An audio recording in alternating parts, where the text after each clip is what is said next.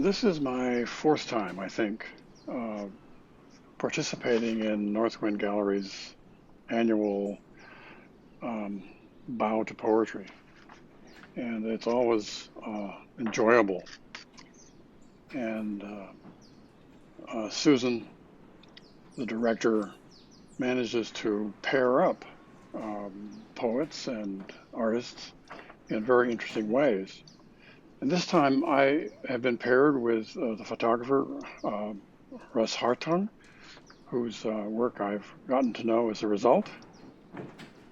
We have communicated mostly by email and by way, too, of his wonderful website of photographs.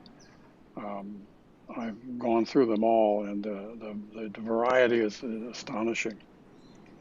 When we got talking about things, I was at that point obsessing once again with the fact that for 25 years, living in Jay, I've been able to look out my front window and see about a third of a mile away my neighbor's barn. My neighbor doesn't use this barn. It belongs to a former former group of people. But there it is, and it's not being used, and it's falling down. And to watch a barn fall down for 25 years is um, a kind of wonderful event. Um, I also get to see Whiteface Mountain and the ski trails up on the upper mountain and the slides, old and new. Anyway, I mentioned to Russ that this barn had fascinated me and that I had run across a couple of photographs of barns in his work, and um, we sort of bonded over barns. And he showed me a picture. I think he might have put one together for me to look at that was very interesting because it was a picture of a barn that was inside, or the implication was that it was inside a barn. So a picture of a barn inside a barn was already something interesting to think about. And anyway, this picture was mounted on a wall of very grayed out, unpainted boards.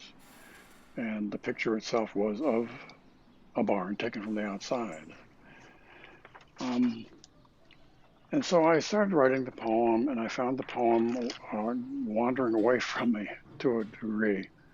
And it brought me back to something that has always kind of interested me, which is the various places that we live in.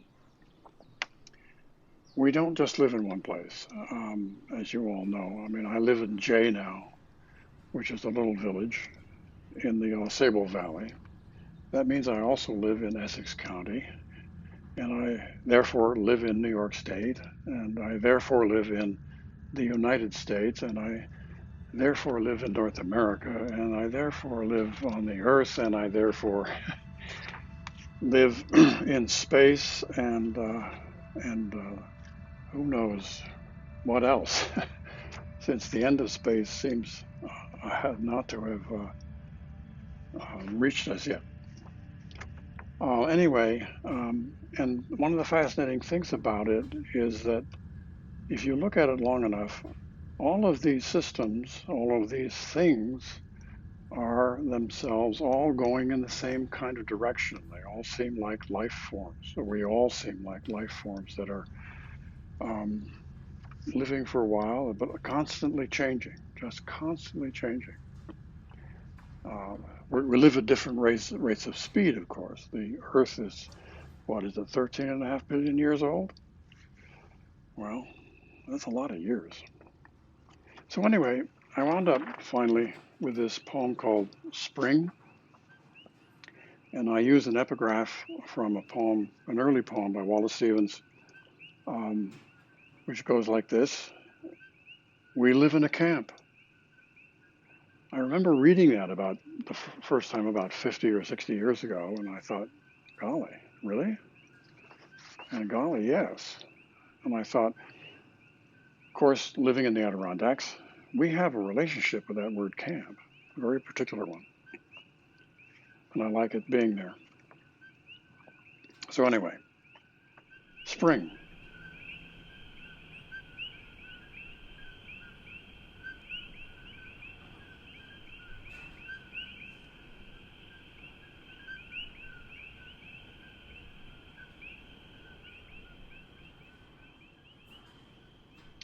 A burst of cedar waxwings drops into our maple, poses for 20 seconds, then at some hidden blink of the sky, explodes back into it.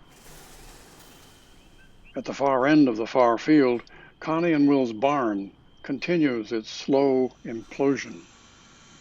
It has taken 20 years alone for the roof to fall. The road is named for the farmer who tilled this field, not the loggers who opened the forest, nor surveyors who thought it was useless land, nor the veterans to whom it was given to live where no one ever had. We have it mowed to keep an idea alive concerning the work of others, what somebody once thought was the only way to bring a coffin over a mountain or place it in the ground in such a way that the exchange of the two dusts could be made and the gatekeeper paid.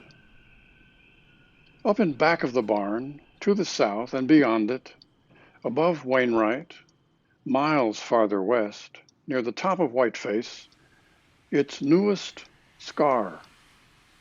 No more than 10 years old, it shines in cold sunlight fallen on last night's snow. The slides, as the skiers call them, only the daring dare to ride them, bucking the mountain down, going the way of the mountain, the way, too, of a broken barn, in summer smothered in wild grape, or of a falling star, of our seeing it only light years later, in space that has no down to catch it in. It's spring. The ladybugs stir in the window slits. In the walls, the claws of the field mouse scratch out a major theme, but in a minor key. Dust takes a deep breath somewhere under the bed. It's time to take the house apart, one thought at a time. The refrigerator groans.